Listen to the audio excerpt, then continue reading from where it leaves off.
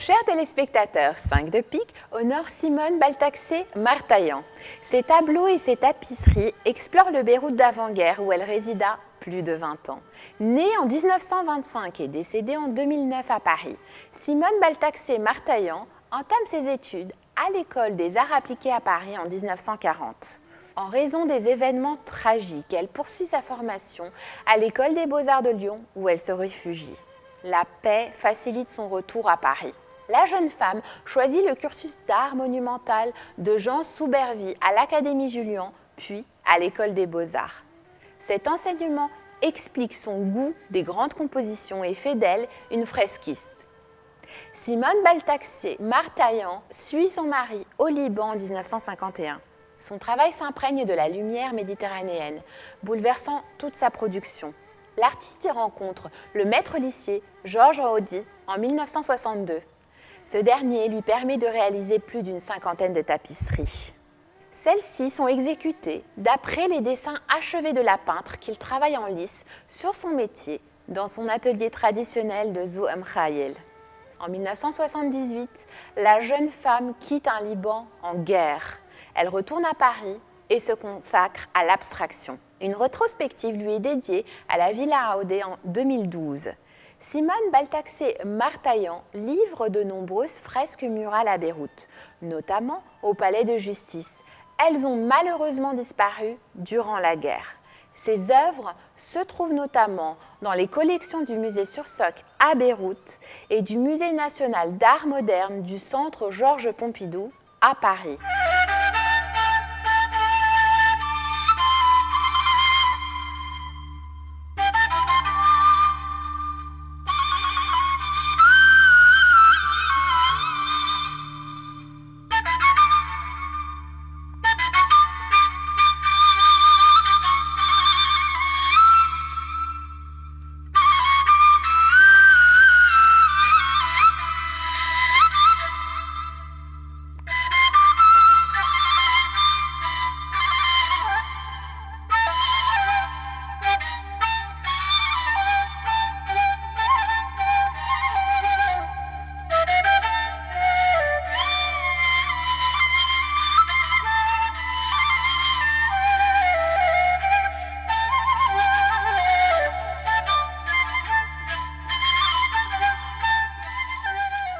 De pique vous présente Ronde de vie.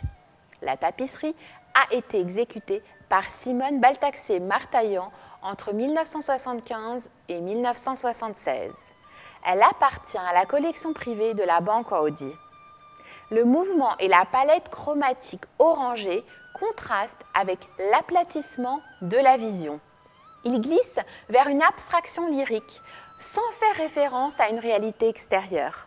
L'œuvre en tonalité solaire est le fruit d'un long cheminement profondément ancré dans la modernité. La couleur s'affranchit du réel, revendiquant sa nature d'objet tissé.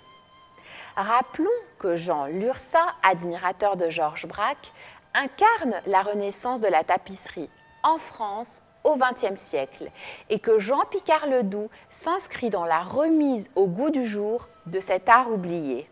Simone Baltaxé-Martaillan l'a fréquentée durant ses études. La tapisserie est donc familière à la jeune peintre cartonnier. Ici, son œuvre est une allégorie chorégraphiée à la vie, comme l'indique d'ailleurs son titre. Les personnages se font face. Ils symbolisent l'attachement de l'artiste à l'humain. La gestuelle abstraite et théâtralisée est un hommage au mouvement par son auteur qui rêvait d'être danseuse.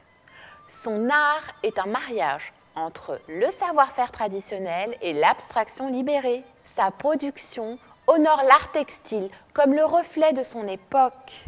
Bien que les éléments qui composent son œuvre soient hétérogènes, de la fresque à la toile, en passant par la tapisserie, la cohérence plastique se dégageant des productions de l'artiste est remplie d'empathie.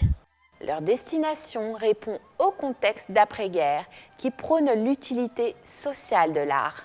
Rendez-vous la semaine prochaine, à la même heure, pour partager 5 de pique, coproduction de la Fondation RAM et de Télé Liban consacrée à l'art et à sa perception par nos sens.